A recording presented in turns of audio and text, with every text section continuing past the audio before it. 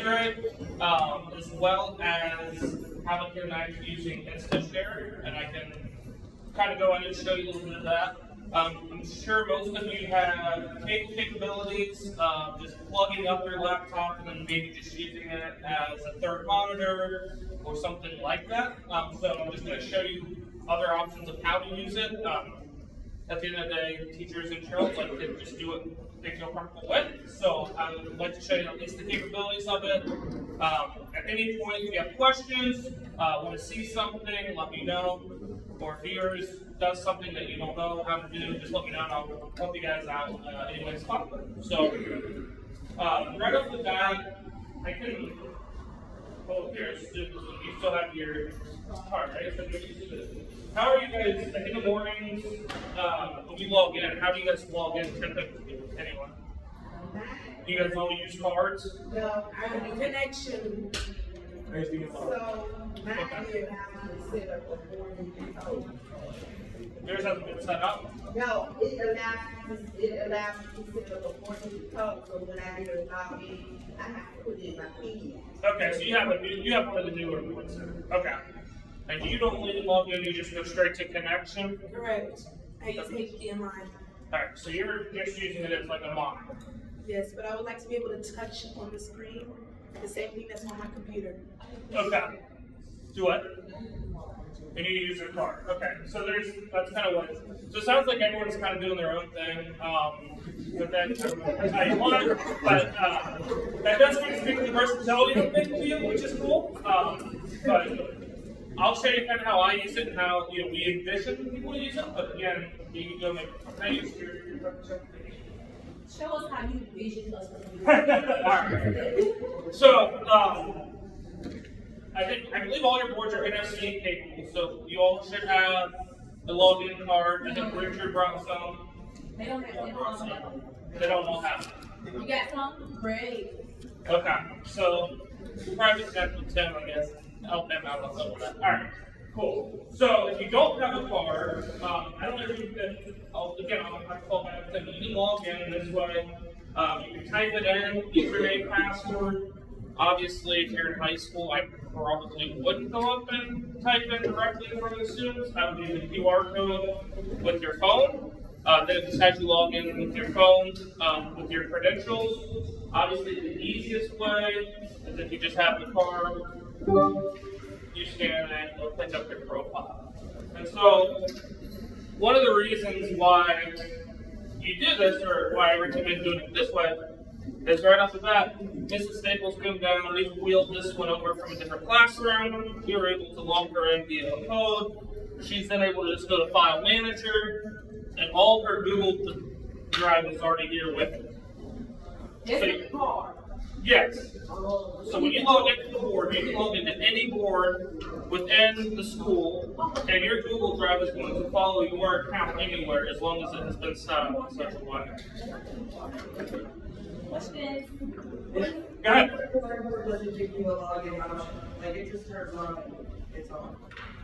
So I would question if that board was added to a domain name. Again, that might be Tim. Richard, if you want to write down some of the notes, maybe even classroom numbers, and we can at least get back with Tim and then say, hey, we had this room that wasn't set up, just to verify that we actually have no longer BMS. Because that can prevent you from being able to do that. Because you're going to want to be able to log in directly to the board. For multiple reasons. One, you're going to get your stuff. Two, if you don't log into the board, odds are you're saving all of your documentation directly to the board and not a cloud. Which will then, of course, jam up your storage on the board fairly quickly throughout the school.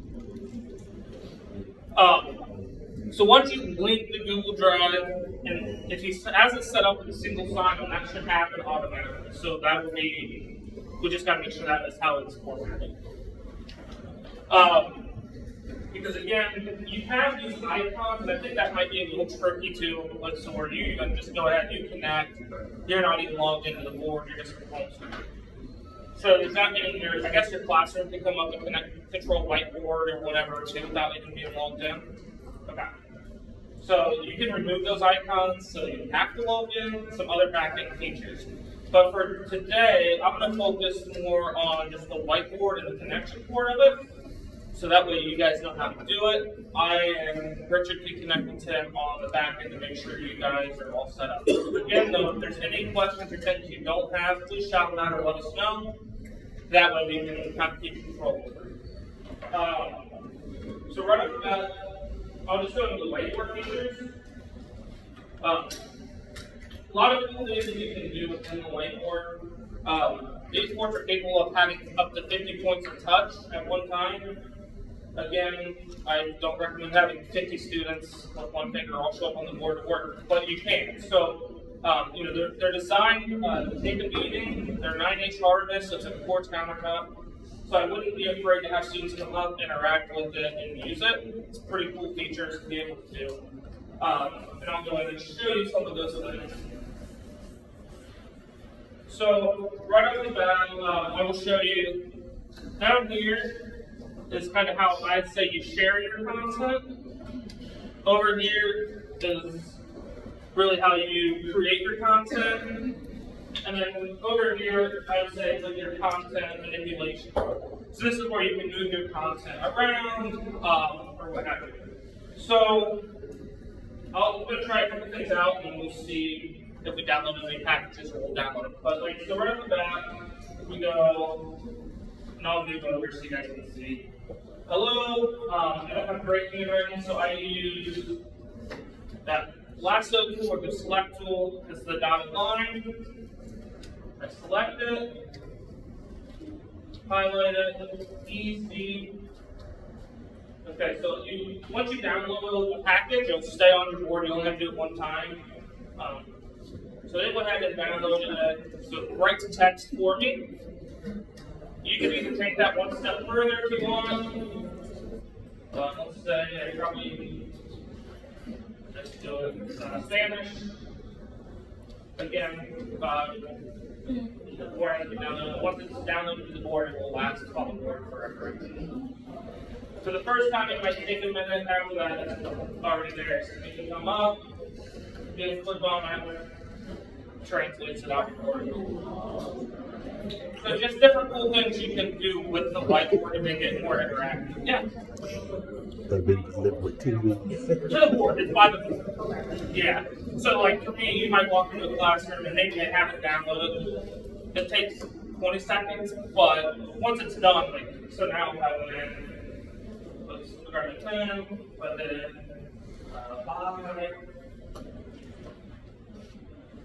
here, translate more. I can get by. We'll should translate.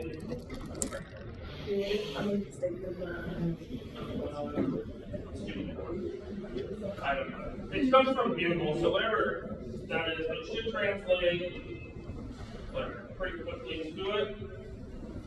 Based off that. So I don't know if I can speak Spanish, so I'm not sure that's correct or not, but It's correct. perfect. So yeah, that's just kind of a quick feature on translating text to, or you're writing the text. You can come back in. Pen mode also has dual pen mode, so I find this useful for math. Maybe even other subjects, but you come in, click the dual pen. You have a pen tip. I can dip it, level of thickness, will go red. Blunt tip, a little bit thicker, I'll go blue. So now, whatever, if I was graphing, I could, whoops, I picked both blue. There we go.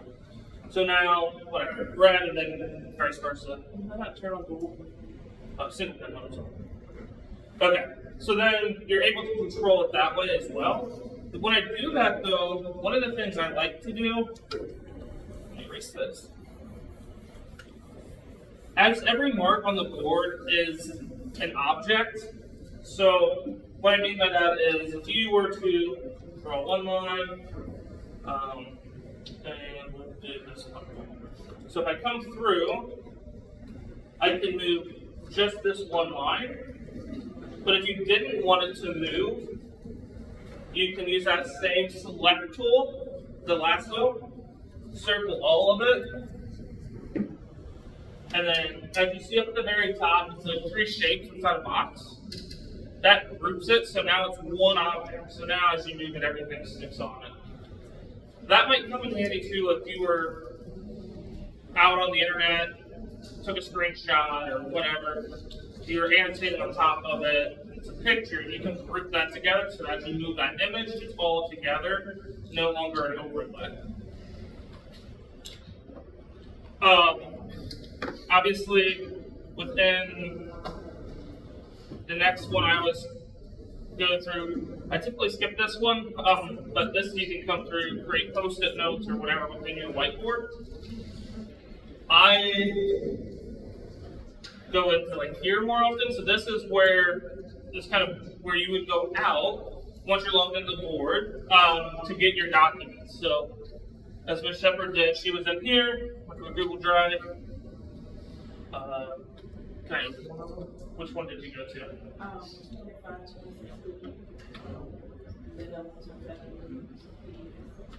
And then the top one? Or is it? Okay. So for hers, this is how we did it. We brought it right in. You can select how many pages you wanted or don't want if you wanted to just do the one. I think that's the one next, right? So as you're in here, you could go ahead and annotate right on top, and then whatever. So let's say I like that, those 2 pages, but I can go back and it's still going to be there. Where's this page up? So here, 4 and so page 4 and 5. What's cool about this too, if I there it is. So if I wanted to go back out and share this, I could. This is a really cool feature. So remember on the back corner over here, this is kind of how you share your content. I like to share it out this way. Again, I don't know, depending on if your students are allowed to have devices or not, 2 different ways. This way I find to be pretty good. So like right now, I just want to share the 2 slides I annotated on. So if you guys have a cell phone or want to try this with me, it's kind of cool. If you want to scan that QR code out, you should get those 2 slides that we just annotated on.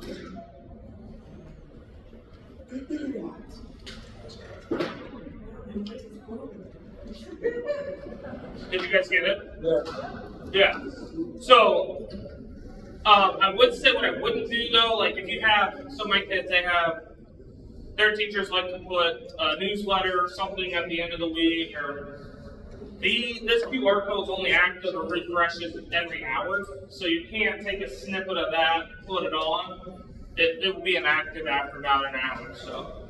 But you can share it out other ways. So you can come through here, you can share it by QR, you can share it by a PDF, however you want to do it. You can save it, obviously, to your drive. I can save these 2 slides back to my Google Drive, and then you can share it out that way as well. So really, yeah. So as a student, you just understood me. If I wanted to save this, you can save it directly on your phone, or if you have to use your iPad or whatever they're using to be able to get that QR code. That QR code basically just gave them that. The other thing you can do within the whiteboard is, like I said over here, to kind of share. If you come back down, you can do joint-based, cloud-based whiteboarding. This is where there's different ways you can do it. I can start my own, which allows all the kids to join the whiteboard. Some people love it, some people hate it, depends on how you like to utilize it. You can scan it, you can join the whiteboard as I work, you see what I'm doing. Again, if you're in a classroom, I would prefer just to use a whiteboard, you can watch what I'm doing kind of thing, you know? But if you wanted to share that link out to someone who wasn't in the classroom, they would be able to have access to it while you're interacting. Yeah, what's up? So technically, students could, instead of coming up to the board and finishing a problem, they could do it at their seats and everyone could see it. Correct. Yes.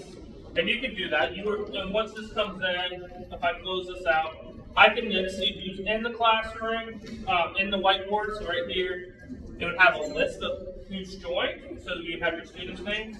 You can give them control, turn off their control, disable all of them from writing on it. You can see, this is the important part, you can't see what they write, but if they were to drop an image in, you can see where the image came from. But this is from the phone. This would be phone or laptop even, yeah. A tablet. Or a tablet, yeah. Or if you screenshot it and put it in your Google Classroom, they can use that same QR code. Correct. They can also, so depending on what model you have, board, they have the Google Workspace, I think it's Workspace, Yes. already built in on the old board. So some of you who enter with a pen would already have that feature on your whiteboard. And I believe there's a whiteboard feature in Google Meet as well, Correct. where you can do So this. we would use, so the way we do it is we're able to interact with it by letting it, by pulling it directly into ours versus using theirs, Okay. basically. If that makes sense. So I'm gonna close the whiteboard feature out.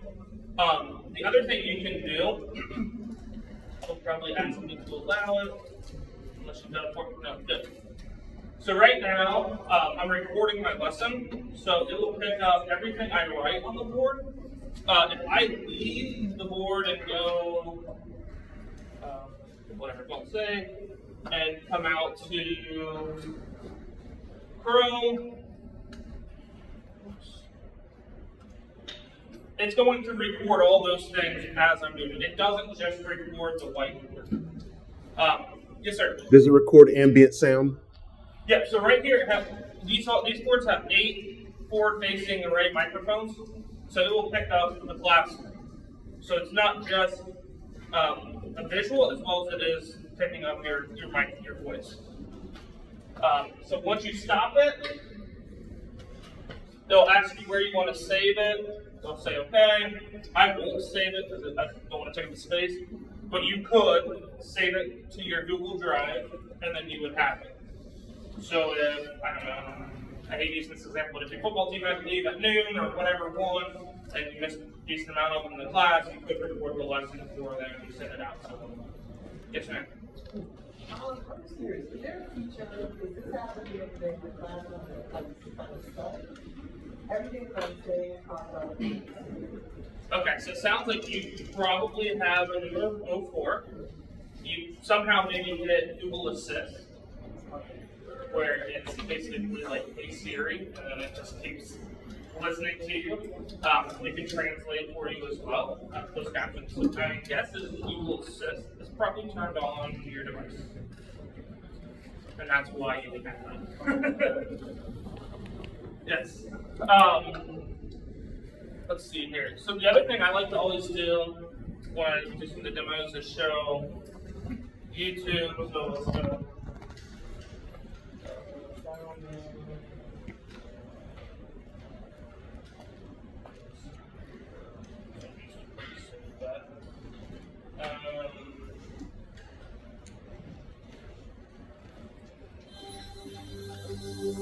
So this one didn't have an ad, but a lot of times, as you know, Google's going to have an ad.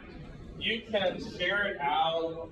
Let's see if it has it to your Easy Write, and it'll have the video already in here. What's nice about that is that if you planned a lesson or already had a lesson, you already have the video sitting in your Easy Write, so you don't have to take time, go out to YouTube, find the video, or whatever. It's already here. And then you can come through.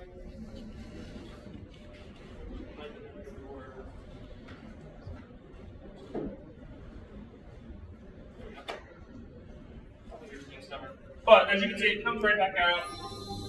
If the word has a video or an ad, you remove all the ads that are invested. Founding fathers, George Washington, Correct. For if you're getting easy, right?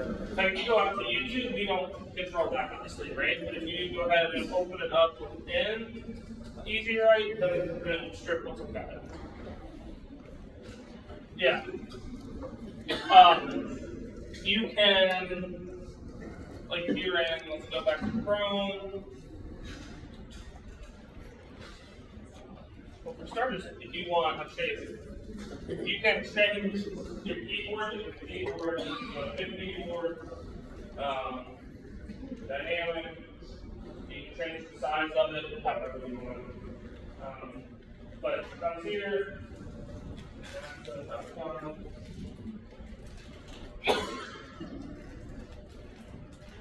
this is kind of cool. So let's take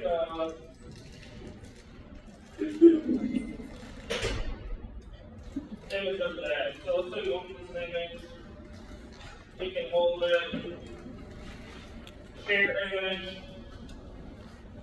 Easy Right should be on here, and it's not in this copy image. Maybe because once it's like that's more of a what's more of a recent file that you use. Clipboard. So now you have it here. You can even take it one step further. Like what? So you just type it a little bit, but now if you're splash or teaching, you want to go out to it, you can go back out, open it up to Chrome, it'll take you right back out to your so you can embed links in that way as well.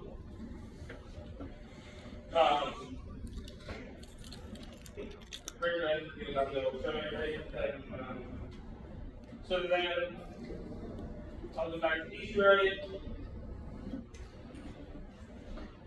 You can go, let's say, I should have, this is our toolbox. The toolbox is pretty cool. So there's a lot of different things that you can do in the toolbox. You have rulers, ices, make it straight edge. You can change it, whatever, 90 degrees. And then makes it nice and whatever. You have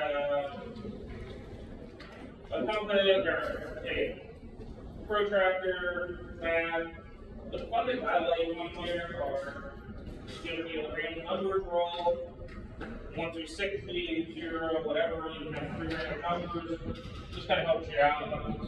There, you can do scores, so if you have, you're doing a competition, you have 3 teams, you can set up, again, that'll stay on the board. It's not just a whiteboard. So all those timers, everything will be right here. So if you want to come in, all right, cool, come right back up to the top. So if you're doing it like that, you can do those. Also, again, it's kind of nice if you want to timer to count down. I timer counting down to the top. So just a different couple of features within that toolbox. One I always show, I like it, is this one. So we have, say, 3 teams. And this is where someone asks, what if we had a macro? So if I want to come here, obviously, I want to set up a quick 2 + 2 equals, set it across. Now you can have 3 of your students come up, they can all work this at the same time. Just to get kind of more of the interactive and work the problems out on the board. You could do that, or you can just write it in, yeah. Then it don't, once you write it once, it just calculates across all 3 of them. Also, within here, I like these. So without here, these are kind of your templates. So if you want to do graphing paper, writing paper, you can. You can make it to a chalkboard. You can change the color of it. You can take it one step further. You know, one background. If there's a template that you always use, maybe it's the whatever state of Tennessee, right? The map of Tennessee. You always want to use that, or map of Michigan. So that's all this one. Then you want to change the background of this, you can change it there. There's even you know, you want to pull up the periodic table, that's all about that, and then you're able to just come back through, and obviously you can do an anywhere on top of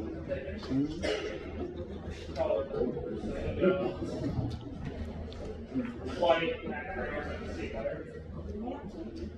Right, so now you can come back through and hit right on top of the periodic table.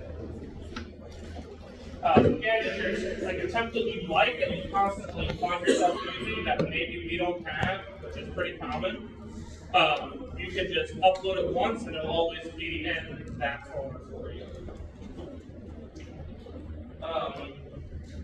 The other thing I'll show you real quick, and I'll go into the next piece of it. For the background, I'm more of just a page over person.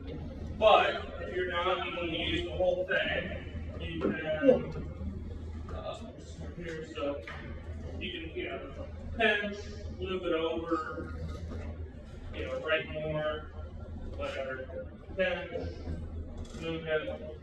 I just typically find myself always in the middle at 200%, and then once I run out of room, I just go next. But again, that's kind of what's comfortable for you, what's your style, what do you like, if that makes sense. Any questions about the whiteboard feature before I move on? I will tell you, we have BenQ Academy. If you just Google BenQ Academy, there's a lot of 2 to 3 minute videos of how-tos. They're free videos. It might actually create an account. You don't have to. Just keep scrolling, and all the videos are right there. That'll help you if you get stuck or you're like, hey, I really want to go and do something, not sure how to do it. Likely it will be in there. Or you can reach out to Richard. Connection-wise, so what I like to do, and I don't know, if I go to wireless projection, I don't have any cables or anything. I can come through. I downloaded, and this will be probably a 10 question.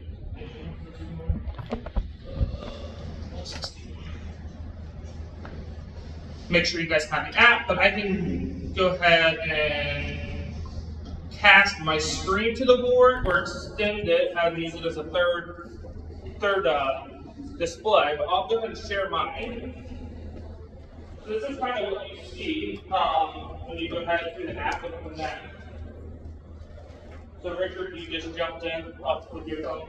So you can have up to 30 people connected into it at once. 30? I can just go ahead and do that. Take it back over and bring it back in. You can have a full queue of people lined up. If you're in a big classroom, someone really back there, maybe they're visually impaired, hopefully they wouldn't be back there, but you can also send the board to a device. Meaning, whatever one's going on here, you're already going to see on your screen. So, that way, depending on where they're at in class, or maybe they're behind top of the veil, it's hard to see, you can put them right there.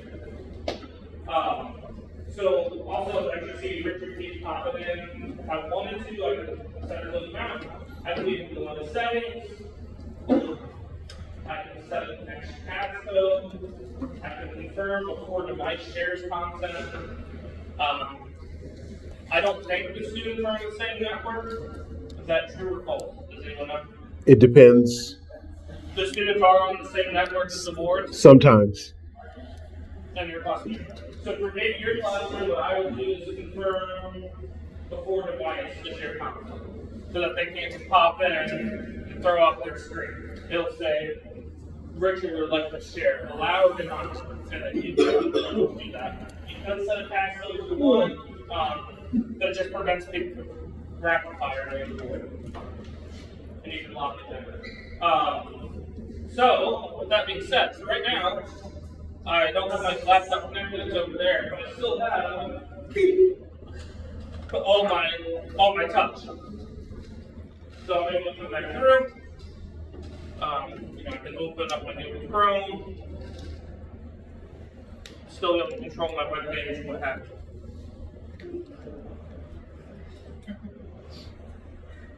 Again, it will work with Windows operating system, Mac operating system. Richard connected his phone. When you connect your phone, unfortunately, iOS and some of the Android features don't allow for touch. That's their thing, not our thing. We're working with that still.